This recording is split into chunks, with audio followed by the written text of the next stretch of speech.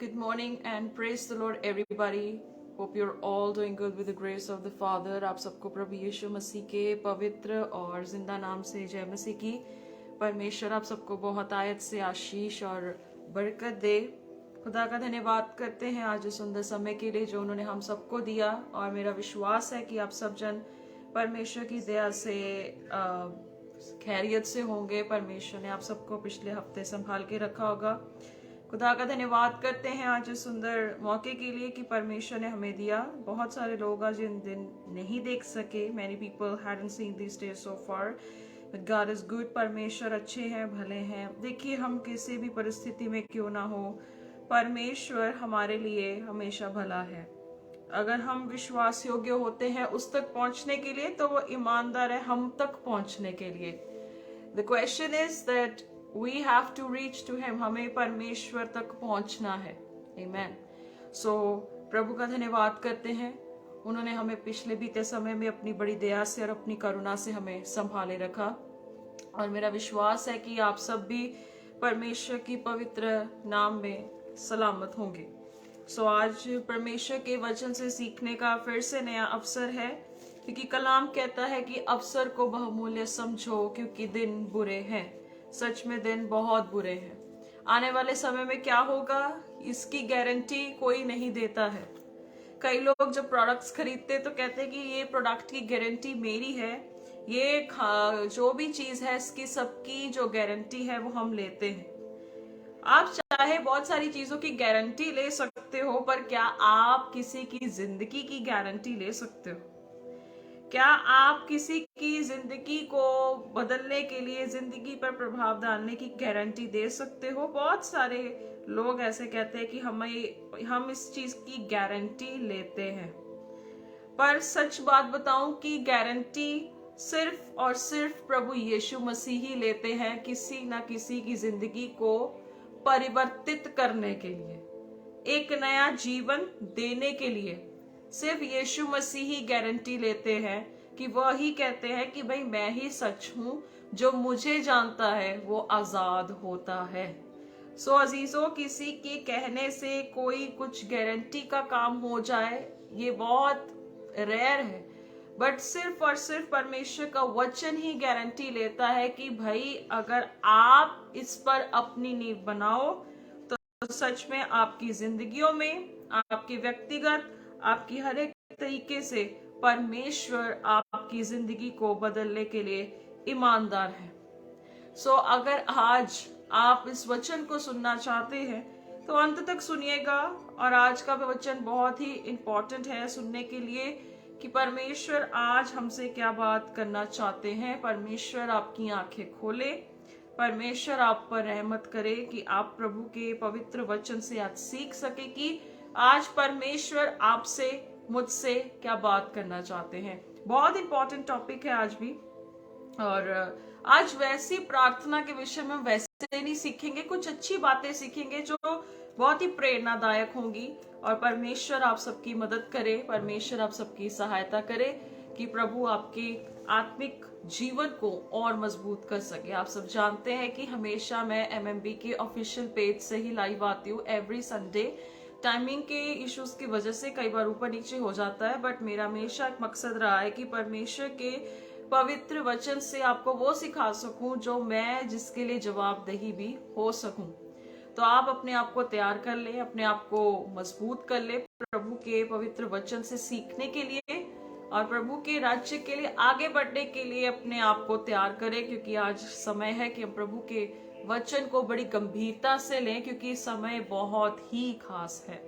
सो अपनी बाइबल्स और अपनी नोटबुक्स को रखें। अगर आप भी इसी ही विजन, दर्शन के साथ हैं कि आप भी अच्छी शिक्षाओं को आगे बढ़ाना चाहते हैं, तो आप मेरे साथ, हमारी पूरी टीम के साथ कोऑर्डिनेट कर सकते हैं। नंबर्स हमेशा डिस्प्लेड होते हैं, आप वहां पे बात कर सकते हैं। अगर आप जुड़ना चाहते हैं या बात करना चाहते हैं तो आप कमेंट पे भी अपना नंबर या अपना मैसेज ड्रॉप कर सकते हैं। सो प्लीज अपनी बाइबल्स और अपनी नोटबुक्स को जरूर अपने साथ रखें। आइए परमेश्वर के पवित्र वचन की ओर बढ़ने से पहले हम छोटी सी दुआ में जाएंगे और आगे वचन को रखेंगे। स्वर्गीय पिता, धन्यवाद करते हैं प्यारे प्रभु, यीशु के पवित्र नाम से पिता हम आपके पास आते हैं। परमेश्वर आपका वचन कहता है कि यदि हम अविश्वासी भी क्यों ना हो, पर परमेश्वर आप एक ईमानदार परमेश्वर हैं। आप एक ईमानदार और वफादार परमेश्वर है जो जिंदगियों पर प्रभाव डालते हैं प्रभु, और हर रोज एक नई सवेर और नई सांझ देते हैं, नई सुबह हमें मिलती है प्रभु। हम धन्यवाद करते हैं पिता। बहुत से लोग आज ये दिन नहीं देख सके, लेकिन परमेश्वर आपका धन्यवाद करते हैं कि आपने हमें आज का ये दिन और समय बख्शा, कि प्रभु आपके पवित्र वचन से हम बहुत सारी बातें सीखें, समझाएं और समझें प्रभु। क्योंकि वचन कहता है कि अनंत जीवन इसी में है कि हम एकमात्र सच्चे परमेश्वर के पुत्र को जाने। प्रभु हम प्रार्थना करते कि आज का वचन परमेश्वर आपको जानने के लिए प्रभु हमारी सहायता करे। पवित्र आत्मा हमारे मनों को खेदित करे और हमें तोड़े और हमें फिर से परमेश्वर उस रास्ते पर लेकर चले जिस रास्ते के लिए मसीहा आपने हमारा चुनाव किया है। परमेश्वर हम जानते हैं कि आज का इंसान खुदावन बहुत सारी दौड़ में है, पर प्रभु आपका वचन कहता है मेरे पास आओ, मैं तुम्हें शांति दूंगा। प्रभु आज जो शांति की तलाश में है, परमेश्वर उन्हें शांति दीजिए। मसीह की शांति जो समझ से परे है उनके दिलों में राज्य करे। परमेश्वर जो टूटे हैं प्रभु, पिसे हुए हैं खुदावंद, आप उनके मन के करीब हैं प्रभु। और प्रार्थना करते प्रेमी पिता कि आप उनके और नजदीकी पे आए, क्योंकि परमेश्वर आपका वचन कहता है मैं यहोवा इतना दूर नहीं हूँ, मैं बहुत समीप हूँ। और खुदावंद आप नजदीक हैं परमेश्वर, इसीलिए परमेश्वर पाप की दीवार से खुदावंद कोई आप तक नहीं आ सकता। प्रार्थना करते पिता कि आज वो हर दीवार मसीह के लहू से, उसके वचन से टूट जाए परमेश्वर। खुदावन दुआ करते कि आपकी आत्मिक जो बुद्धि है खुदावन, जो परमेश्वर हमें बूस्ट करती है प्रभु, जो परमेश्वर संसार के ज्ञान से नहीं है, परमेश्वर अपनी बुद्धि से अपने लोगों को अगुवाई करे, ताकि परमेश्वर सच पे खुदावन सब लोग अपने मसीही दौड़ को बड़ी प्रभावशाली रीति से पूरा कर सके। खुदावंद आपके पाक रूह के कारण खुदा बाप हम आपसे मेल मिलाप करें, परमेश्वर आपके साथ और परिपूर्ण होते जाएं और आपके चरित्र में बनते जाएं। परमेश्वर कोई भी कमियां अगर हमारी जिंदगी में है, यीशु के लहू से प्रभु वो धुल कर हम नए होते जाएं, श्वेत हो जाए खुदावंद परमेश्वर पिता, और हम आगे बढ़ते जाएं परमेश्वर। हम ऐसी प्रार्थना करते हैं। कृपा करे पिता, दया करे, आप ही को आदर महिमा आपके पाक लहू में सब कुछ छिपाते। टेक्निकल इश्यूज को यीशु के नाम से कैंसिल करते पिताजी।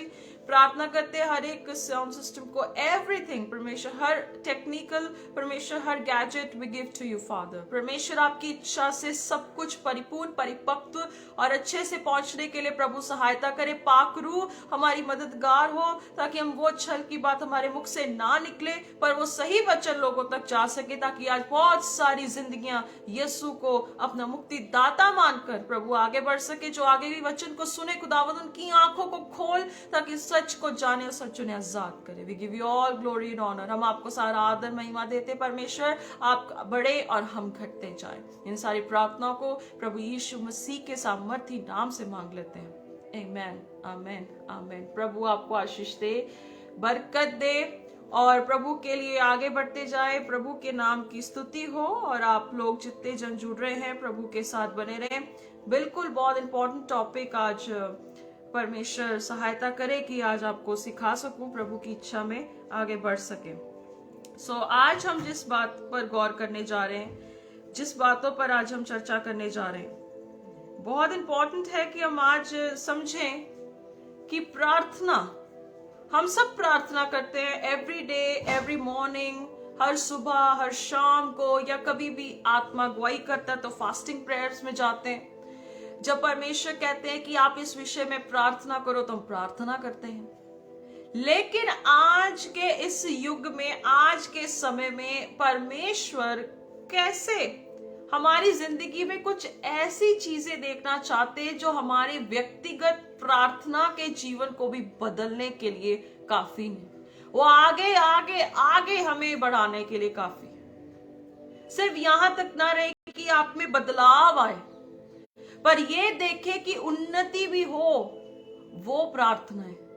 हमारी स्पिरिचुअल लाइफ में प्रेयर एक बहुत इंपॉर्टेंट चीज है। बहुत जरूरी है कि हम अपनी जिंदगी में परमेश्वर के वचन, कलाम में और प्रार्थना में बढ़े, क्योंकि बहुत सारे स्क्रिप्चर्स हमें ये कहते हैं कि निरंतर प्रार्थना करो, परमेश्वर के सामने प्रार्थनाएं करते रहो, खुदा के सामने विनतियां करते रहो। लेकिन आज यीशु मसीह ने ये जो कॉन्टेक्स्ट दिया है, ये जो स्क्रिप्चर्स दिए हैं, उसमें यीशु मसीह ने बहुत क्रिस्टल क्लियर कुछ बातें ऐसी कही जिसके ऊपर हमें गौर करने की भी जरूरत है। हालेलुया।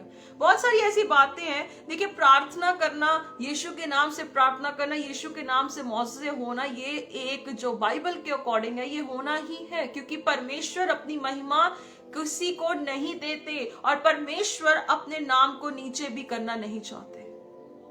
पर आज हमारे लिए कितना जरूरी है कि प्रार्थना के विषय में हमारे व्यक्तिगत, पिछले हफ्ते हमने दान के बारे में इतनी गंभीरता से सीखा। आज हमें सीखना है कि प्रार्थना जो इतना जरूरी है, ये है क्या, ये क्यों परमेश्वर हम सुबह शाम रात घंटों घंटों किसी भी टंग्स में प्रार्थना करते हैं, किसी भी लैंग्वेज में प्रार्थना करते हैं, in different ways we pray, सुबह शाम रात। एक क्या है, मखौटा पहनकर भी बहुत सारे लोग प्रार्थना करते हैं। कई लोग कैंडल जलाकर जाके चर्चेस में वहां पर भी कहते हैं वी आर प्रेइंग, हम प्रार्थना कर रहे हैं।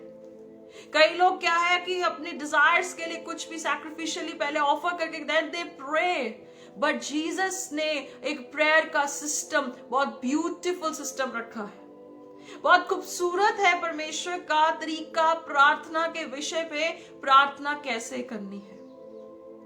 हालेलुया। आज कलीसियों में प्रार्थना का एक टाइम टेबल रखा गया है कि इतने टाइम तक आपको प्रार्थना करनी ही करनी है, इतने टाइम तक आपको प्रार्थना परमेश्वर के सामने करनी ही करनी है, इतने टाइम तक आपको परमेश्वर से बातचीत करनी ही करनी है। मेरा ये सवाल है कि जब घर पे हमारे माँ बाप होते तो क्या माँ बाप को भी एक सीमित समय देते कि इतने टाइम तक हम आपसे बात करेंगे?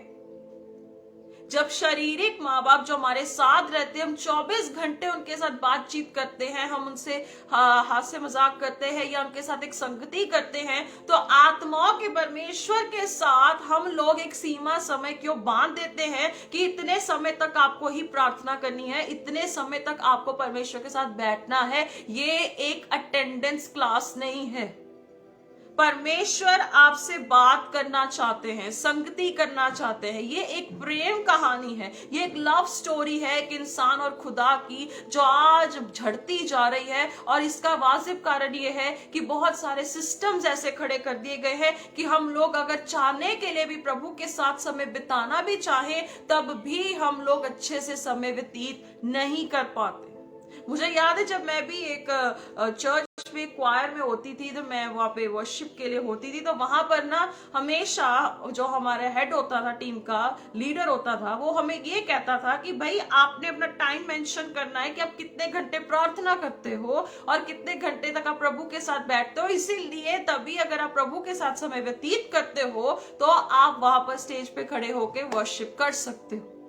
एक सिस्टम होता था कि जब हम क्वायर में होते थे, काफी सालों पहले की बात है, वहां पर भी टाइम बताते थे, हम लोग टाइम मेंशन करते थे कि हम लोग इतने टाइम तक प्रार्थना करते हैं। अगर आप प्रार्थना कम करते हो तो आप स्टेज पे जाके प्रभु की वर्शिप नहीं कर सकते। अगर आपका टाइम 1 घंटे से ज्यादा है तो आप प्रार्थना कर रहे हो, अगर आपका टाइम ऐसा अच्छा है तो आप वहां पे वर्शिप कर सकते हो। देखो, ऐसा सिस्टम है, तब चलता था, आज का मुझे नहीं पता।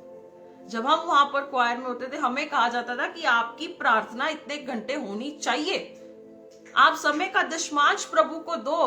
अरे, जिस परमेश्वर ने 24 घंटे आपको दिए हैं, वो आपसे कितना प्यार करता है, आप उसको क्या दशमांश समय का दे सकते हो? अगर उस समयों में भी आप प्रभु का धन्यवाद भी करो, परमेश्वर के साथ चलते बैठते उठते बैठते हर टाइम प्रभु के साथ एक संगति में रहोगे, तो ये भी एक प्रार्थना है।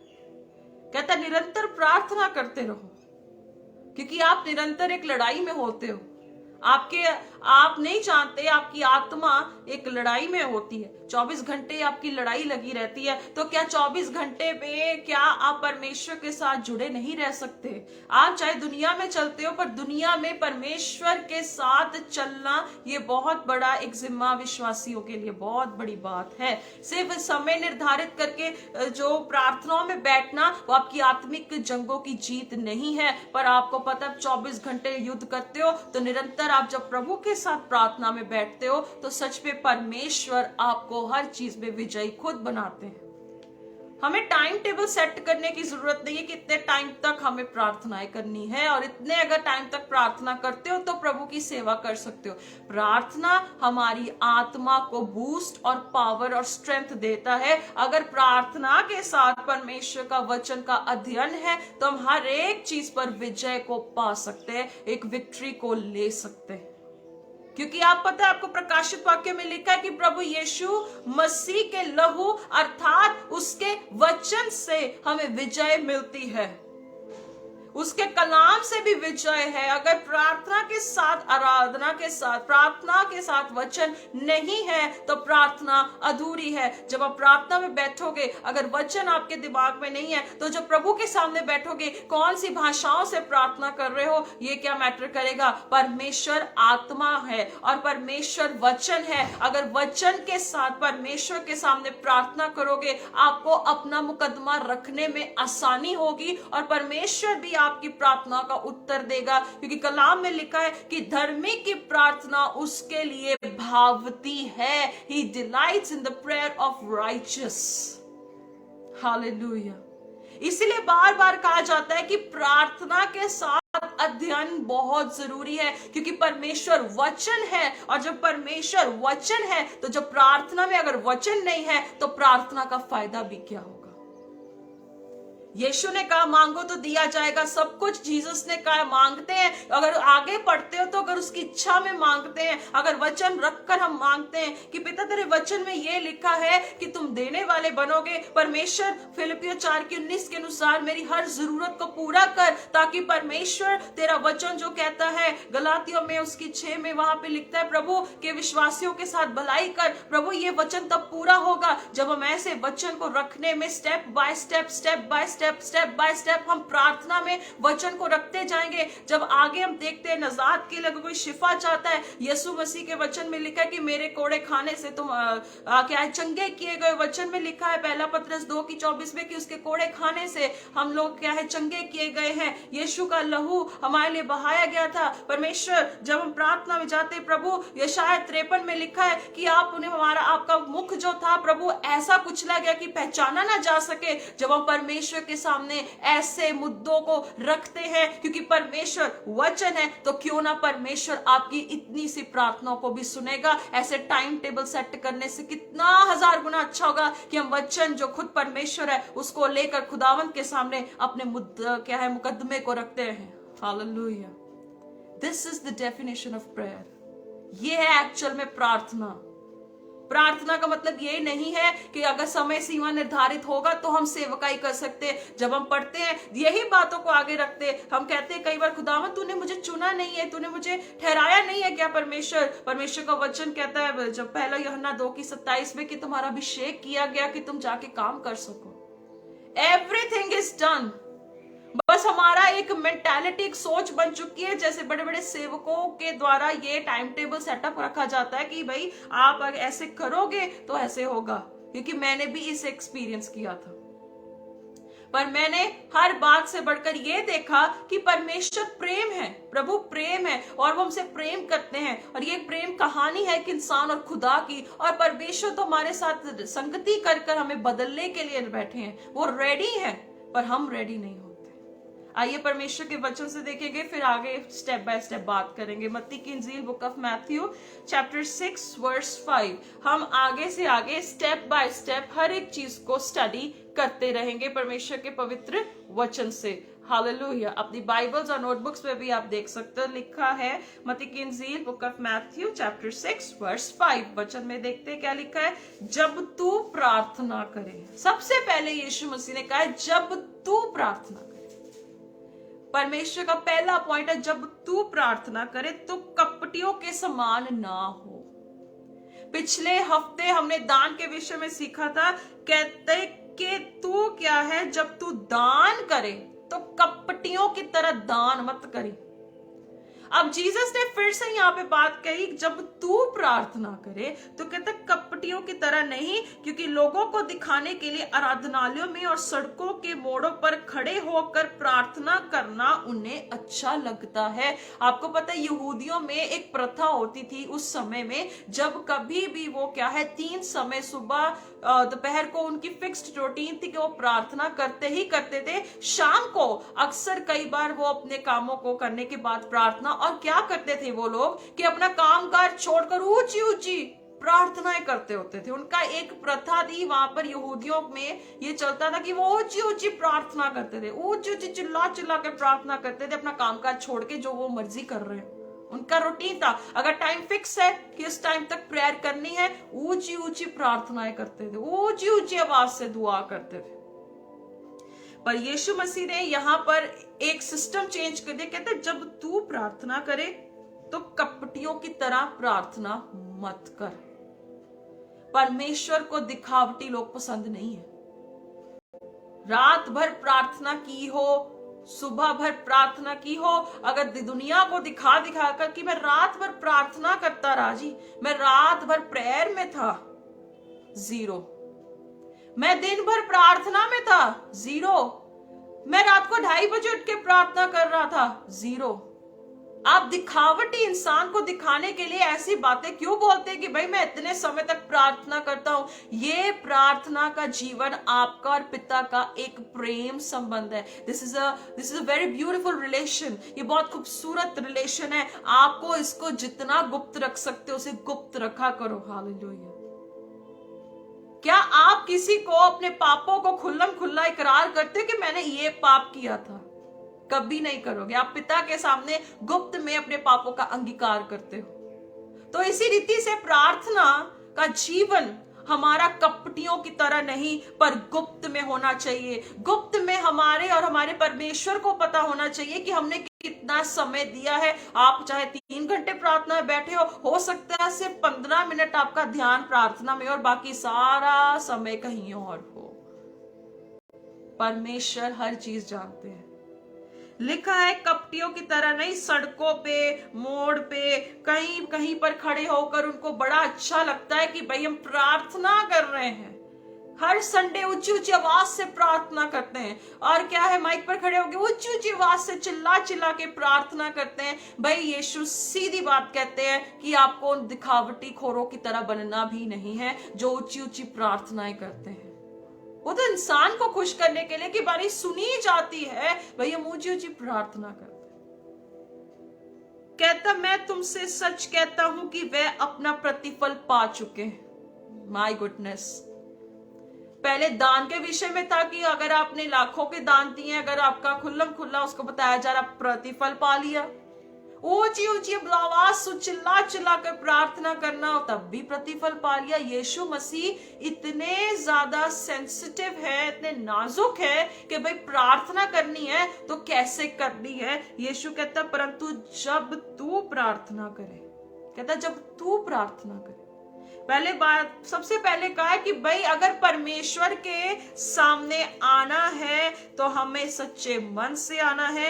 यीशु मसीह ने भी कई बार सामाजिक में या पब्लिकली प्रेयर्स की कहाँ की है। मत्ती की पुस्तक उसकी 14:19 और मत्ती 15:36 में यीशु मसीह ने जब रोटी तोड़ी तो उन्होंने धन्यवाद किया, उन्होंने प्रार्थना पब्लिकली की। उन्होंने पब्लिकली भी लोगों के सामने प्रार्थना की, बट उनका इस बात पर यह ध्यान नहीं था कि कितने लोग उनको देख रहे, कितने लोग उनको सुन रहे। अरे वो अट्रैक्टिव प्रेयर्स कर रहे हैं तो लोग उनकी तरफ आकर्षित होंगे। यीशु मसीह ने कभी ऐसा ध्यान रखा ही नहीं। उनका एक ही ध्यान होता था कि भाई मैं कुछ भी करूं मेरे पिता को जलाल मिले, मेरे खुदा बाप को जलाल मिले, मेरे परमेश्वर का नाम ऊंचा हो सके। ऐसी पब्लिकल प्रेयर्स भी की, पर सबसे ज्यादा आप देख सकते हैं यीशु मसीह ने रात भर गुप्त में प्रार्थना की और कलाम में उसका रजिस्टर्ड भी नहीं है कि उन्होंने क्या प्रार्थना की। हालेलुया। सो हमारी प्रार्थनाएं कैसी हैं? परमेश्वर के सामने अब क्या प्रार्थनाएं कर रहे हो? आज चेक करो। कैसे प्रार्थना करते हो ये चेक करो। क्यों प्रार्थना करते हो उस बात के लिए जरा गौर करो। यीशु ने कहा कपटियों की तरह नहीं बोलना कि भाई ये लोग ऐसे प्रार्थना करते हैं, दिखावटी कुछ भी नहीं करना है। कहता कि वो अपना फल पा चुके हैं। इसका मतलब मैं फिर वही कहना चाहती कि जब न्याय के दिन में उनको कुछ भी नहीं मिलेगा। जो बहुत ऊंचे पर हो, कहीं पर भी हो, कई लोग कहते हैं कि इन्होंने सच में अपनी मेहनत का फल पाया है, तो परमेश्वर से वो क्या पाएंगे? आप जरा अब सोचना शुरू कर दो। सच में खुदा आपकी मेहनत की आशीष आपको देता ही देता है। अगर उसमें इन कपटियों शास्त्रियों की तरह आप में वो फीलिंग, वो भावनाएं सब कुछ आ चुकी हैं, तो सॉरी टू से, अगर आप बहुत धनवान भी हो, परमेश्वर के सामने आप कुछ भी नहीं हो। परमेश्वर इसलिए सबको वो चीजें नहीं देता कि आप दिखावा करके लोगों को दिखाओ कि हमें कितना मिला है। परमेश्वर आपको इसलिए देता कि और हम्बल होकर उसके बेटे यीशु की नाई बनकर औरों की भलाई में लगाओ, और उसे जितना गुप्त रख सकते रखो, क्योंकि पिता की महिमा इसी में है। हालेलुया। कहता जब तू प्रार्थना करे, हम जब प्रार्थना करें, हमारे लिए कितना जरूरी है। आगे लिखा है कि हमें कितना ज्यादा परमेश्वर के सामने जो है कॉन्फिडेंटली जाना है। इन यहूदियों की तरह बड़बड़ नहीं करना है। पौलुस कहते हैं जो अन्य भाषाओं में प्रार्थना करता है, जो कई ऐसी बातें बोलते हैं जिसका कोई अर्थ ना हो, तो वो हवाओं में बातें करता है, हवा में बात करता है। इसका मतलब अगर इतने साल के हम विश्वासी हो चुके हैं, तो हमारी प्रार्थनाएं भी आज ऐसी हैं कि जैसे हम हवाओं में बात कर रहे हैं, जिसका कोई अर्थ ही नहीं है, जिसका कोई एक बुनियाद नहीं है, जिसका कोई एक स्टेटमेंट का कोई फिक्स रूट नहीं है। तो तभी आज बहुत सारी प्रार्थनाओं में रुकावट हम खुद बने हैं, क्योंकि हमें खुद समझ ही नहीं है कि हम क्या प्रार्थना करते हैं। हालेलुया। इसीलिए रोमियो 8:26 में लिखा है, पवित्र आत्मा हमारी मदद करता है। होली स्पिरिट हमारी हेल्प करते हैं कि हम प्रेयर कर सकें। हमारी निर्बलता में वो हमारे साथ खड़े होते हैं, क्योंकि पता होता है कि शरीर जब कमजोर होता है, तो हम अपने शरीर की गतिविधि और भावनाओं से प्रार्थना जब करते हैं, तो परमेश्वर को पसंद नहीं है, क्योंकि परमेश्वर तो आत्मा है, और निश्चय जो उसके साथ संगति करता है वो उसके साथ आत्मा से करेगा, तो वो एक हो जाते हैं। सो अजीजों, आज आपको सबसे पहले अपना कपटीपन, अपना दिखावा बंद करना होगा। हवाओं में जब प्रार्थना में बैठते हो, समय सीमा मत बांधो। जब प्रार्थना में बैठते हो तो परमेश्वर के साथ संगति में पवित्र आत्मा की मदद से प्रार्थनाओं में बैठो कि पवित्र आत्मा मेरी मदद करे, क्योंकि आप हमारे सहायक हैं, हमें मददगार दिया गया है। कलाम में लिखा, यीशु ने कहा मैं तुम्हें अपना सहायक दूंगा, जो तुम्हें हेल्प करेगा, जो तुम्हें कंफर्ट करेगा, जो तुम्हें तसल्ली देगा, और तुम्हें प्रार्थनाओं में भी मदद करेगा। हालेलुया। कहता हूं मेरी बातों में से तुम्हें याद दिलाएगा।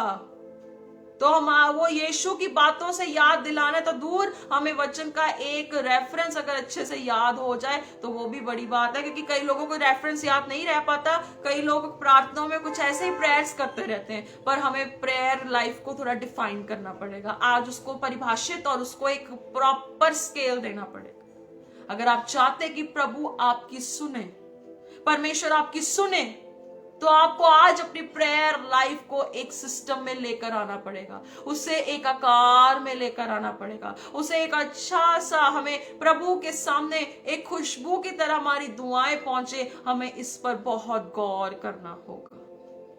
प्रार्थना के साथ वचन को जोड़ना होगा, उसे ज्वाइन इन करना पड़ेगा। जब उसे हम जोड़ लेंगे, जब हम उसे एक कर लेंगे, तो मैं सच कहना चाहती हूँ खुदावंद के लोगों, अजीजों, मसीह के कलाम मुकद्दस के अनुसार वो हमारी सुनेगा, वो हमारी सुनेगा। कहता जब तू प्रार्थना करे, यीशु कहते हैं परंतु जब तू प्रार्थना करे तो अपनी कोठड़ी में जा, अपना द्वार बंद कर कि अपने पिता से जो गुप्त में है प्रार्थना कर। पिता क्या पब्लिकल है या गुप्त में? हमारा परमेश्वर गुप्त का परमेश्वर है, वो गुप्त में देखते हैं। वो ऐसे नहीं है, एक दुनिया की नजर की तरह नहीं वो देखते। कलाम कहते हैं कि यहोवा परमेश्वर मनुष्य नहीं, वो इंसान नहीं है, वो परमेश्वर है, वो गॉड है। वो परमेश्वर ऐसा परमेश्वर है जो कुछ तुच्छ नहीं जानते। जब वो दिल से निकलता हो, जब वो मन से निकलता हो, जब वो एक कहते ना कि बच्चे की नई एक कहते उसमें मासूमियत हो, परमेश्वर उसे कभी तुच्छ नहीं जानता। कहता जब तू प्रार्थना करे तो कोठड़ी में जा, द्वार बंद करके अपने पिता से जो गुप्त में है प्रार्थना कर। कहता गुप्त में प्रार्थना कर, गुप्त गुप्त गुप्त सीक्रेसी, कि जिसमें आप और आपका खुदा ही जानता हो, कोई ना जानता, कोई ना समझता। इसीलिए परमेश्वर बहुत ज्यादा इस बात पे फोकस करते हैं, भाई गुप्त में प्रार्थना कर, कोठड़ी का दरवाजा बंद कर। किसी से बात करने से अच्छा है परमेश्वर से गुप्त में जो है उससे प्रार्थना। प्रार्थना का मतलब ऐसे नहीं है, मैंने स्टार्टिंग में कहा कि टाइम टेबल सेट हो जाए कि अगर इतने टाइम तक है तो कर सकते हो, इतने टाइम तक सेट है तो कर सकते हो। नहीं, हम लोग दशमांश के सिस्टम को प्रेयर में इन्वॉल्व ना करें। कई लोग कहते हैं कि 24 घंटे का समय प्रभु को दशमांश देना।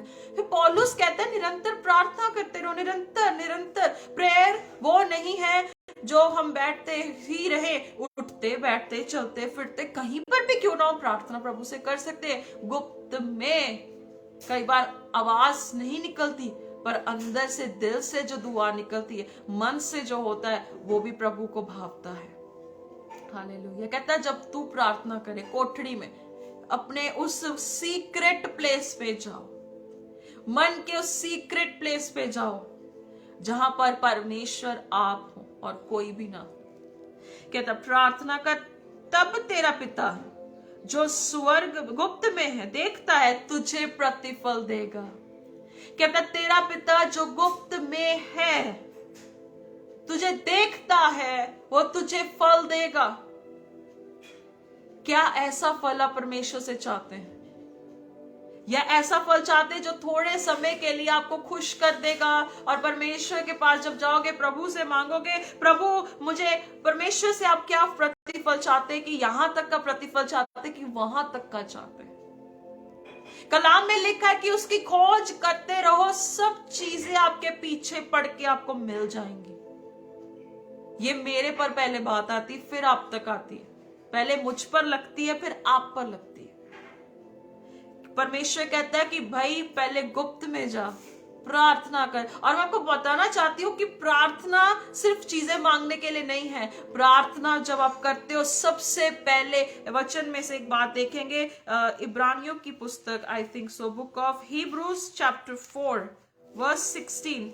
इब्रानियों की पुस्तक उसकी 4 बाब और उसकी 16 नंबर आयत, वहां से आगे फिर मैं वहां आगे वचन को लेकर जाना चाहूंगी। लिखा है, इसीलिए आओ हम अनुग्रह के सिंहासन के निकट हियाव बांध कर चलें। परमेश्वर हमें हिम्मत देते हैं कि भाई कॉन्फिडेंस के साथ आओ। तभी लिखा है, कहता कोठड़ी में जा, गुप्त में जा, प्रार्थना कर। कहता वो पिता तुझे गुप्त में देखता है, तुझे सुनेगा, प्रतिफल भी देगा। कहता कि आओ हम अनुग्रह के सिंहासन के सामने कॉन्फिडेंस के साथ चले कि हम पर दया हो, हम पर तरस खाए परमेश्वर। क्योंकि यीशु मसीह के सामने कोढ़ी व्यक्ति, जब यीशु पहाड़ी उपदेश कर रहे थे, तब उस कोढ़ी व्यक्ति ने हिम्मत बांधी कि भाई मुझे यीशु के पास जाना ही जाना है। 12 साल की रोगन, मुझे प्रभु के सामने जाना ही जाना है। क्यों? क्योंकि उन पर दया की गई, उन पर तरस खाया गया। कहता उन पर यीशु ने जब तरस खाया तो प्रभु यीशु ने चंगा किया। तो सबसे पहले हमारे लिए कितना जरूरी है, that we have to go to Father। इतना हिम्मत से कहता अनुग्रह के सिंहासन के सामने निकट से जाओ, हिम्मत बांधो कि दया हो सके और वह अनुग्रह पाए जो आवश्यकता के समय हमारी सहायता करे, हमें हेल्प आउट करे। आज हम लोग डरते हैं परमेश्वर के सामने कई बार जाने से कि हमारी कमियां बहुत हैं, पर मैं आपको बताना चाहती हूँ कि प्रार्थना सिर्फ और सिर्फ संगति के लिए नहीं होती, पर प्रार्थना हमें पाप से शुद्ध करने के लिए, हमें नया करने के लिए, हमारे अंदर के चरित्र को मसीह में डालने के लिए, हमारी तरह तरह की गतिविधियों को बदलने के लिए, अंदर से बाहर परिवर्तन लाने में प्रार्थना हमारे लिए एक बहुत बड़ा माध्यम है। बहुत बड़ा, कहते ना, एक स्टेप है, बहुत बड़ा एक प्लेटफॉर्म है। प्रेयर सिर्फ चीजें मांगने के लिए नहीं होती, पर प्रार्थना हमारी जिंदगियों को बदलने के लिए काफी है। कहता अब निकट जाओ, परमेश्वर के समीप जाओ। आपको पता है इब्रानी भाषा में जब निकट वर्ड है, उसका मतलब है प्रोसे कोमाए, प्रोसर कोमाए। इब्रानी भाषा में इसे कहा जाता है प्रोसर कोमाए। प्रोसर कोमाए का मतलब है प्रभु के सामने जाओ, उसके निकट जाओ, उससे प्रार्थना करो। कलाम में लिखा है भजन संहिता उसकी 46:1 में, संकट में अति सहज से मिलने वाला परमेश्वर। अति सहज से मतलब कि सहज से पहले हमारे लिए वो परमेश्वर हमें मिलेगा। ही विल फाइंड अस, वो हमें ढूंढ लेंगे। हालेलुया। सो इसीलिए लिखा है कि जब तू प्रार्थना करे, कहता गुप्त में जा, कोठड़ी में जा और प्रार्थना कर। Go into secrecy and pray to the father. प्रार्थना कर, गुप्त में जा, क्योंकि आपको पता है प्रभु यीशु मसीह के वसीले से, कलाम में लिखा है इब्रानियों 10:32 में लिखा है कि आओ हम अपने आप को धोकर यीशु के लहू से, उस महायाजक के वसीले से, कहता कि शुद्ध जल के छिड़काव से, कहता आओ हम परमेश्वर के समीप जाएं, क्योंकि परमेश्वर क्रोधित नहीं है, पर परमेश्वर के सामने एक बिचौला, एक बिचवई है, वो यीशु है। उसके कारण हम परमेश्वर से कभी भी प्रार्थना कर सकते हैं, उनसे विनती कर सकते हैं, उनके सामने जाकर हम उन्हें सजदा कर सकते हैं, हमारे पाप का निकास कर कर। इसीलिए मैं कहती हूँ कि प्रार्थना में शुद्ध कर कर परमेश्वर के सामने पहुंचने के लिए हमारी मददगार यीशु आज भी जिंदा है। हम प्रार्थना उससे कर सकते हैं। कहता गुप्त में प्रार्थना कर, दिखावा करके ना करो कि 4 लोगों के सामने आप बहुत अच्छे पुराने विश्वासी प्रार्थना वाले जीवन जीने वाले हो सकते हो, पर बाहर आपका कुछ और चिंताओं में, परेशानियों में, तमाम उन चीजों पे समय बर्बाद कर देते हो। पर आज आपको अपने जीवन में प्रार्थना को दोबारा से रीस्टार्ट करना होगा। प्रकाशित वाक्य 3 में लिखा है, या तो तू सरगर्म हो जा, या तू क्या ठंडा पड़ जा, गुनगुना मत पड़, नहीं तो मैं तुझे उगल दूंगा, मैं तुझे उगल दूंगा।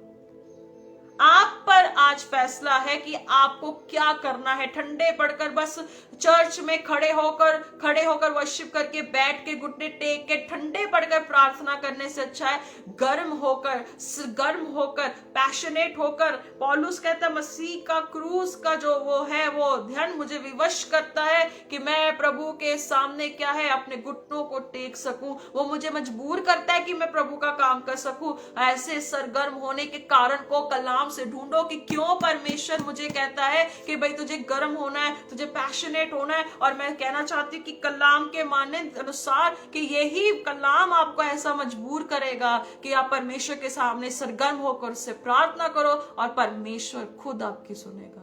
पर जरूरी है कि हमें गर्म होना है, हमें कारण ढूंढना है कि व्हाई हैव टू प्रे, मुझे क्यों प्रार्थना करना है। Hallelujah, praise the Lord. So इसीलिए अजीजों आपको थोड़ा सा चेंज करना होगा। प्रार्थना को सिर्फ एक अटेंडेंस मत मानो कि अटेंड करके अटेंडेंस देनी है। नो, अटेंडेंस नहीं है। परमेश्वर गुप्त में आपसे सुनना चाहता है। जैसे कैसे कह सकते हैं कि जैसे परमेश्वर का कलाम हर बार हमें प्रमोट करता है कि हम प्रार्थना करें और सिर्फ इस बात पर नहीं कि परमेश्वर का वचन हमें हर बात में विजयी भी बनाता है। मैंने पहले स्टार्टिंग में बोला था कि प्रार्थना सिर्फ 2.5 घंटे कर लेने से आपकी आत्मा की जो लड़ाइयां हैं आप उस पर जीत नहीं पाते, पर जब 24 घंटे आपकी लड़ाई आत्मा में, शरीर की चलती रहती है, जब प्रार्थना में आप लौलीन रहोगे। वचन में लिखा प्रार्थना में लौलीन रहो, धन्यवाद के साथ प्रभु के सामने पहुंचो, तो वहां पर क्या लिखा है, सच में परमेश्वर जो है, हम जब ऐसी लड़ाई में रहते हैं, प्रार्थना वचन हमारे अंदर चलता है, परमेश्वर हमें विजय बनाता है। And you become an example, आप एक उदाहरण बनते हो कि सच में परमेश्वर आपको ज्योति बना देता है। हालेलुया। कहता तुझे प्रतिफल देगा। आप जानते हैं परमेश्वर को एक बहुत ही सिंसियर प्रेयर्स, बहुत ही जो कहते हैं ना दिल से दुआ निकली। कैसे है कलाम में देखेंगे, लूका 18 की 13 से 14 में एक जो था धर्मी व्यक्ति और एक जो था चुंगी लेने वाला प्रार्थना कर रहा था। यीशु ने उनका दृष्टांत दिया, कहता पिता धन्यवाद करता हूं कि मैं इस चुंगी लेने वाले की तरह नहीं हूं। पर वो चुंगी लेने वाले टैक्स कलेक्टर ने स्वर्ग की और ऊपर अपना मुंह भी उठाया, छाती पीट के कहता, हे प्रभु मैं गुनहगार हूं, मुझ पर दया कर। यीशु ने कहा मैं तुमसे सच कहता हूं कि उसकी सुनी गई। किसकी सुनी गई? चुंगी लेने वाले की सुनी गई। आज बहुत सारे पास्टर्स, लीडर्स, बहुत सारे विश्वासी ऐसी ही प्रार्थनाएं करते, पिता धन्यवाद करता हूं तूने मुझे बड़ी आशीष दी। सब ऐसे प्रार्थना करते, पिता धन्यवाद देता हूं कि आपने मुझे उनसे कहीं बढ़कर दिया। नीचे दिखाने वाली प्रार्थनाएं भी नहीं करनी। विश्वासी होने के कारण हमें एक दूसरे को अपलिफ्ट करना है कि हमारी प्रार्थना में दूसरे की उन्नति भी हो सके। पिता धन्यवाद करता हूं तूने मेरे हाथों को मुबारक किया कि मैं अपने भाई की मदद कर सकूं, परमेश्वर खुश होगा। पिता धन्यवाद करता हूं कि तूने मुझे ऐसा दिल दिया कि मैं मसीह की तरह प्रेम कर सकूं, परमेश्वर खुश होगा। पिता धन्यवाद करता हूं कि तूने मुझे ऐसी शक्ति दी है कि मैं अपने भाइयों बहनों की भी सुधि ले सकूं, परमेश्वर खुश होगा। ऐसी प्रार्थनाएं करनी सीखो। किसी को नीचे दिखाने के लिए भी प्रार्थनाएं नहीं होनी चाहिए। हालेलुया। इसीलिए लिखा है जब हम प्रार्थना में बैठते हैं तो प्रार्थना हमें विश्वास जो है, परमेश्वर इतना ईमानदार है कि प्रार्थना में हमें पहले शुद्ध करता है। यीशु का लहू कहता है वचन में, पहला यूहन्ना 1:9 में, कि यीशु का लहू हमें शुद्ध करता है। और परमेश्वर पवित्र है, उसके चरित्र के अनुसार यीशु मसीह हमारे साथ खड़े होकर जब हम प्रार्थना करते हैं, प्रभु को पता है कि इंसान परफेक्ट नहीं है और यीशु के कारण वो परफेक्ट बनता है। और जब हम प्रार्थना करते हैं तो वो सुनता है। और ये रेगुलर प्रोसेस है, लगातार होने वाला प्रोसेस है। लगातार वचन में डैनियल ने बहुत खूबसूरत एक बात कही थी। Daniel, book of Daniel, Daniel की पुस्तक उसकी 9 की 18 में, वहां पे डैनियल ने बहुत अच्छे से एक बात कही। Book of Daniel chapter 9 verse 18, हे मेरे परमेश्वर, कान लगाकर सुनो, आंख खोलकर हमारी उजड़ी हुई दशा और उस नगर को भी देख जो तेरा कहलाता है, क्योंकि हम जो तेरे सामने गिड़गिड़ाकर प्रार्थना करते हैं वे अपने धर्म के कामों पर नहीं। कहता हम अपने धर्म के कामों पर नहीं, पर किसके कारण? वरन तेरी बड़ी दया ही के कामों पर भरोसा रखकर करते हैं। अंडरलाइन कर लो या इसे याद रख लो, प्रभु तेरी बड़ी दया के कारण हम उस पर विश्वास रखकर तुझसे प्रार्थना करते हैं। क्या बड़ी बात है। प्रभु के सामने हम प्रार्थना करते हैं इस बात से कि उसकी दया बड़ी है और वो दयालु परमेश्वर है। इसलिए दाऊद कहता है, प्रभु भजन संहिता 5:3 में, प्रभु तू इतना दयालु है, प्रभु मैं सुबह के तड़के भोर में उठकर तुझसे जब प्रार्थना करूंगा, आगे लिखता है कि मैं तुझ पे भरोसा भी रखे रहूंगा, मैं तुझ पे ट्रस्ट करूंगा। हालेलुया। इसीलिए हमारी प्रार्थनाओं पर हमें रीचेक करना है कि हमें अपनी प्रेयर लाइफ को कितना इंपॉर्टेंस देना होगा, क्योंकि यीशु मसीह भी हमारे ऊपर मेहनत करना चाहते हैं, आज भी कर रहे हैं, और जब तक आप जिंदा हो तब तक वो आप पे मेहनत करते रहेंगे। पर आपको भी उस मेहनत की कद्र करनी ही पड़ेगी। कलाम में कई बार यीशु कहता है कि वह तुझे प्रतिफल देगा। प्रतिफल वो देगा जरूर, पर कई बार हमारे प्रतिफल में हमें नहीं मिलता है, क्योंकि याकूब 4:3 के अनुसार उसमें हमारा स्वार्थ होता है। और वो स्वार्थ होता है तो हो सकता है कि कई बार हम उसे अपनी गलत गतिविधियों में भी लगा सकते हैं, इसीलिए कई बार प्रार्थनाएं नहीं सुनी जाती। तो अगर आप चाहते हैं कि प्रभु आपकी प्रार्थनाओं को सुने, उसे चेंज करो, उसे ट्विस्ट करो और उसे प्रभु के सामने बदलाव के साथ जाओ। कलाम में आगे जब हम मत्ती 6:7 पढ़ते, प्रार्थना करते समय अन्य जातियों के समान बकबक ना करो, क्योंकि वे समझते हैं कि उनके बहुत बोलने से उनकी सुनी जाएगी। जब हम पहला तीमुथियुस 2:8 में पढ़ते हैं, कहता बिना बुड़बुड़ाए अपने हाथों को शुद्ध कर कर प्रभु के सामने प्रार्थना करो। यहाँ पर भी वही लिखा, कहता बिना बुड़बुड़ाए। पहले आप घर से लड़के आए हो, चर्च पे जाके खड़े होके प्रार्थनाएं कर रहे हो और ऊंची ऊंची बोल रहे हो, तो आपको लगता है कि आपकी सुनी जाएगी। गलत। पहले आपको सारी बातें छोड़नी पड़ेंगी, सारी बातें पीछे छोड़नी। कहते बिना कुड़कुड़ाए अपने हाथों को शुद्ध करके प्रभु के सामने उठाओ और प्रार्थना करो। कहता है यीशु कहते हैं अन्य जातियों की तरह, बाल देवताओं की कहानी सब जानते, कैसे 450 लगे हुए थे, कैसे दावड़ंग तोड़ लगे हुए थे कि भाई उनका खुदा खुश हो जाए। एलिया ने एक छोटी सी दुआ की और परमेश्वर ने आग को बरसाया। हालेलुया। ये सब विश्वास की बात है, विश्वास की करनी। आप कितना विश्वास, और विश्वास की बढ़ोतरी भी इसी में है कि जब हम प्रभु के साथ समय व्यतीत करते। याद है एक व्यक्ति ने यीशु को कहा प्रभु मेरे अविश्वास का उपाय कर। आज हमारी जिंदगियों में भी बहुत जगह पे अविश्वास हो सकता है, क्योंकि हमारे प्रार्थना में हम इतना लौलीन नहीं है, हमारा जीवन जो है इतना परिवर्तित नहीं हुआ है कि हम प्रभु के सामने, और उसके कारण हमारा हृदय पत्थर होने लग जाता है, सख्त होने लग जाता है, हमारे नेचर में चेंजेस आने शुरू हो जाते हैं। पर प्रभु कहते हैं कि मेरे पास मुड़ाओ और मैं तुम्हें नया मन दूंगा, जिससे क्या है तुम मेरी विधियों पर चलो। और जो मांस रूपी जब दिल हमारे अंदर होगा, जब हम कहेंगे प्रभु हम पर दया कर, वो दया करेगा। वो बड़ा दयालु ईश्वर है। इसीलिए याकूब 5:13 में भी लिखा है अगर दुखी हो क्या करना है, प्रार्थना करो, खुश हो तो स्तुति करो। मतलब प्रेयर्स के भी हर एक सिस्टम है कि हमें कैसे कैसे करना है। अगर आपको खुदा के कलाम की नॉलेज अच्छे से, तो आप हर एक चीज को समझोगे। वचन 15:8 में लिखता है कि परमेश्वर धर्मी की प्रार्थना से खुश होता है। परमेश्वर धर्मी की प्रार्थना से खुश होता है। जब हम पढ़ते हैं पतरस ने जब एक औरत जो मर गई थी, जो बड़ी धर्मी थी, हम पढ़ते प्रेरितों 9:35 से 37 तक की एक धर्मी औरत की मौत हो जाती है, तब जब उसने प्रार्थना की तो उसको जिंदगी मिली।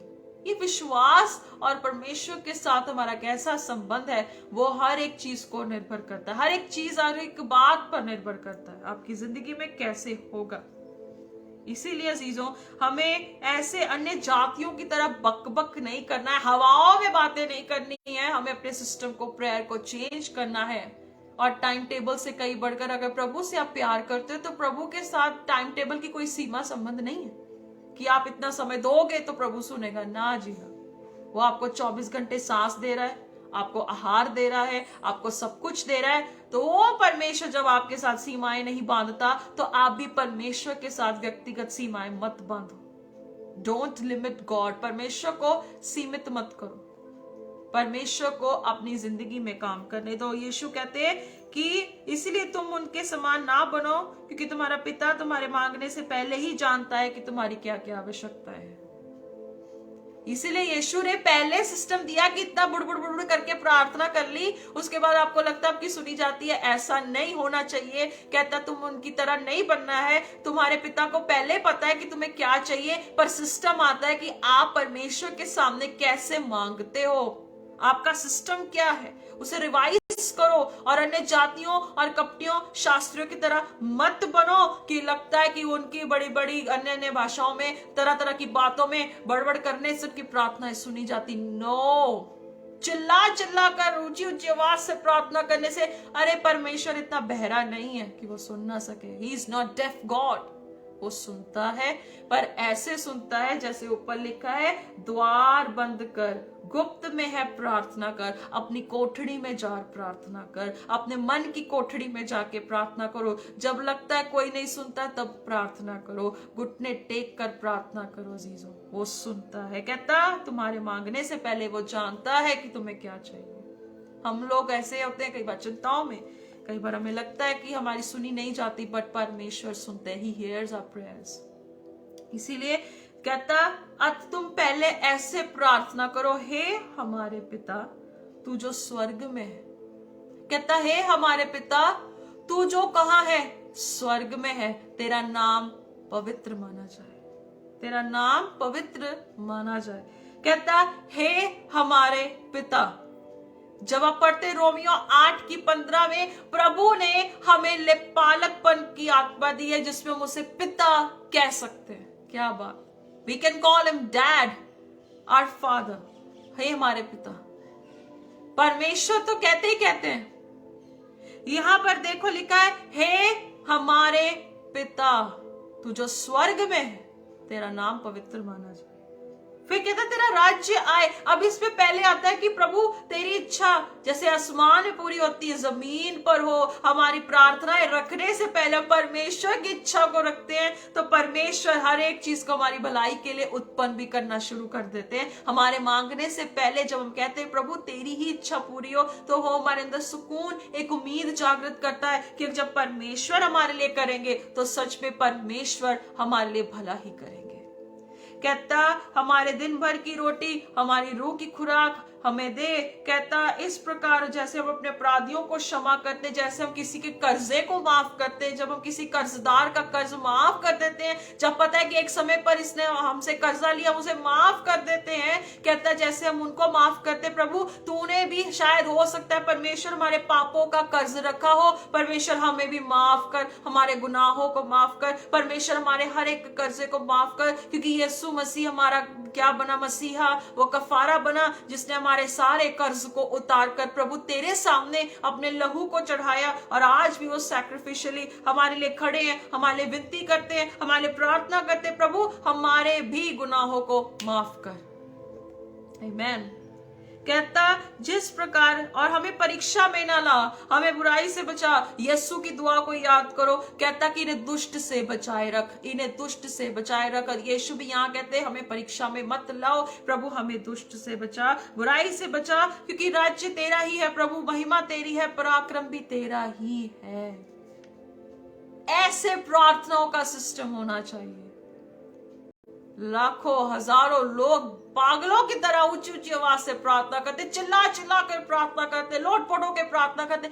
Jesus no did not want this. Yeshu को ये नहीं चाहिए। यीशु को गुप्त, प्राइवेट में, सिंसेरिटी में और खूबसूरती की तरह चाहिए। कहता हमारी प्रार्थनाएं वो सोने की कटोरियों में जमा होनी है। प्रकाशित वाक्य में लिखा है हमारी दो जो धर्मी लोगों की दुआएं हैं सोने की कटोरियों में होगा, और परमेश्वर का दंड जो होगा उन लोगों पर, उन पर उंडेला जाएगा वो कटोरियों। हालेलुया। सी दैट परमेश्वर के सामने आज कितनी वो कटोरियां, अर्थात हम क्या कह सकते हैं, कितनी चीजें पेंडिंग है, कितनी चीजें वेकेंट है, कितनी चीजें खाली पड़ी हुई हैं। कई प्रार्थनाएं ऐसी पहुंची हुई हैं जिसका कोई बेस तक नहीं। पर आज हमें इसे चेक करना होगा। आज मुझे भी चेक करना है, आपको भी चेक करना है। लास्ट में जीसस सब चीजों को कंक्लूड करके कहते एक बात, इसलिए यदि तुम मनुष्य के अपराध क्षमा करोगे तो तुम्हारे पिता जो स्वर्ग में वो भी करेगा, अगर तुम किसी का क्षमा ना करोगे तो पिता जो स्वर्ग में। परमेश्वर यही चाहते हैं कि जब हम प्रार्थनाएं करें, सब कुछ करें, हमारे अंदर कड़वाहट ना हो। हमारी कड़वाहट भी प्रार्थना को रोकती है, हमारी बिटरनेस प्रार्थना को रोकती है। जब सारी प्रार्थनाएं कली प्रभु तेरा धन्यवाद तूने सुन लिया, नफरत अगर किसी के लिए आ गई, प्रार्थना रुक गई, वहीं पर रुक गई। सो अगर आप चाहते हो कि आपकी प्रार्थनाएं ना रुके, तो सारी बातों का निचोड़ एक निकलता है, किसी के लिए कड़वाहट भी मत रखना, किसी के लिए नफरत भी मत रखना, किसी के लिए रोष भी मत रखना, किसी के लिए बकबक करने की भी जरूरत नहीं, कुछ करने की जरूरत नहीं है। बस धन्यवाद के साथ चुप्पी साध लेना। वचन में लिखा यशाया में, चुप रहने से तेरा उद्धार है, शांत रहने में तेरी भलाई है। कहता विश्वास करने में तेरी भलाई है, शांत रहने में तेरा उद्धार है। बस शांत रहो और ऐसी प्रार्थनाएं करते रहो। और फिलिपियों उसकी 4:6-7 में लिखा है, कहता किसी बात की चिंता नहीं करना, प्रभु निकट है। और कहता आप अपनी सारी बातों को परमेश्वर के सामने लेकर आओ, परमेश्वर से प्रार्थना करो और वो परमेश्वर आपकी जरूर सुनेंगे। आमीन। परमेश्वर का धन्यवाद हो इस खूबसूरत वचन के लिए जिसने मुझे भी व्यक्तिगत प्रोत्साहन दिया, और मेरा विश्वास है प्रभु ने आपको भी प्रोत्साहन दिया होगा कि आज हमें प्रार्थनाओं को बदलना होगा। अगर आप चाहते कि एज अ फ्रेग्रेंस प्रभु के सामने आपकी प्रेयर्स जाएं, you have to work on it. आपको आज काम करना होगा। आइए प्रार्थना करें। हेवनली फादर, स्वर्गीय पिता, धन्यवाद करते प्रभु आज सुंदर वचन के लिए। प्रभु आपका वचन कहता है कि तुम्हें दिखावटी नहीं बनना है, हमें मखौटा नहीं पहनना है प्रभु कि हम बहुत धर्मी हैं तो हमारी सुनी जाती है। परमेश्वर आप ऐसे मखौटे खोरों को पसंद नहीं करते प्रभु जी। परमेश्वर हो सकता है कि हमारी जिंदगी में आज बहुत सारी कमियां हैं जिससे हमारी प्रार्थनाएं नहीं सुनी गई, पर यीशु मसीह आपके कारण हम पिता के सामने विनती कर सकते हैं। यीशु मसीह हम आपसे प्रार्थना कर रहे हैं कि प्लीज हमें चेंज करिए, हमें बदलिए, हमारे अंदर के इंसान को स्ट्रॉन्ग कीजिए कि जीसस जब हम आपसे प्रार्थना करें तो प्रभु हमें प्रतिफल पिता से मिले। क्योंकि यीशु आपने कहा पिता मैं तेरा धन्यवाद करता हूं कि तू मेरी प्रार्थनाओं को सुनता है। जीसस हम भी धन्यवाद ऐसे ही दुआओं से करें, पिता तेरा धन्यवाद है कि तुम्हारी सुनता है। परमेश्वर ऐसा विश्वास या ऐसी निर्भरता हमें आप पर होने के लिए पवित्र आत्मा सहायता करे कि हम कपटियों और शास्त्रियों की तरह दुआएं ना कर सके। प्रभु जी हमारी जिंदगी के क्षेत्र को बदल पिता, और हमारी कमियों को दूर कर, हमारी आंखों को अपनी ओर लगाने के लिए पवित्र परमेश्वर हमारी सहायता कर। खुदावन धन्य है आप जो हमारा बोझ उठाते हैं। हमारा बोझ हम पर परमेश्वर नहीं, पर आप हमारा बोझ उठाते हैं। आप हमारा परमेश्वर हर बात में ध्यान रखते हैं। परमेश्वर पिता यही प्रार्थना है कि आज तक आपने हमें हमारी माँ की गर्भ से अब तक संभाला पिता, हमारे अंदर के इंसान को ऐसा स्थिर और मजबूत कर कि परमेश्वर जब हम आपसे प्रार्थना करें तो स्वर्ग का परमेश्वर अपनी स्वर्ग की खिड़कियों के झरोखे खोल कर खुदावंद हर आशीष को दे, और खुदावंद प्रभु हर रुकावट आपके लोगों में और आप में जो है यीशु के लहू से दूर की जाए। प्रभु जी हर ठोकर की बात दूर की जाए, हर उलझाने वाले पाप दूर किए जाए। परमेश्वर हर वो चीज आज दूर की जाए ताकि प्रभु आपके सामने हमारी दुआएं खुशबूदार दुआएं पहुंच सके, फ्रेग्रेंस की तरह पहुंच सके प्रभु, और हमारे लिए आने वाले समय में हमें उत्तर मिल सके। परमेश्वर पिता दुआ करते कि आज जिनकी प्रार्थनाएं सुनी नहीं गई प्रभु, आज हम प्रार्थना करते पिता परमेश्वर अपने लोगों को खुदावंदा प्रभु फिर से बना, ताकि जब वो दुआ करें तो आप उनकी सुने। परमेश्वर हम जानते हैं इंसान सिद्ध नहीं है प्रभु, पर आपने वो सहायक दिया कि जिसके कारण से परमेश्वर हम आपसे बात कर सके। पिता दुआ करते हमारी सहायता करिए, हमारी मदद करे परमेश्वर कि हम वैसी दुआ करें जैसे आपको पसंद है। प्रभु दया करे पिता, दया करे पिता परमेश्वर। आगे के सारे समयों को जो आगे के वचन को सुने खुदावंद उन्हें भी आशीष और बरकत दे। परमेश्वर हर सुनने वाले को आशीष दीजिए, सारी जरूरतें स्वर्ग के झरोखे खोल कर पूरी करे। प्रभु तेरा वचन कहता है कि मेरा परमेश्वर अपने धन उस महिमा सहित मसीह में है, हर जरूरत पूरी करे। प्रभु इस हफ्ते जितने लोगों की जो जरूरतें पिता अपने स्वर्ग के भंडार खोल कर पूरा कर परमेश्वर पिता, ताकि आने वाले समय में बहुत अद्भुत हम प्रभु गवाहियों को परमेश्वर आपके नाम की महिमा को हम देख सके। परमेश्वर पिता दया करें, कृपा करें, जो चंगा होना चाहते अपने वचन भेजकर उन्हें चंगा करें और उन्हें मजबूत करें। सारा आदर इज्जत आपको देते हैं। प्रार्थना को यीशु के सामर्थी नाम से मांग लेते हैं। Amen amen amen. God bless you. परमेश्वर आपको आशीष दे। ज्यादा से ज्यादा इसे शेयर करें और जरूर आज इस बात पर गौर करें कि परमेश्वर हमारी जिंदगी में कुछ चेंजेस देखना चाहते हैं, बदलाव देखना चाहते हैं, और परमेश्वर के साथ बने रहे, खुदा के साथ बने रहे। नेक्स्ट संडे फिर से परमेश्वर के वचनों से सीखेंगे और इस हफ्ते पूरा प्रभु के साथ चलें। God bless you.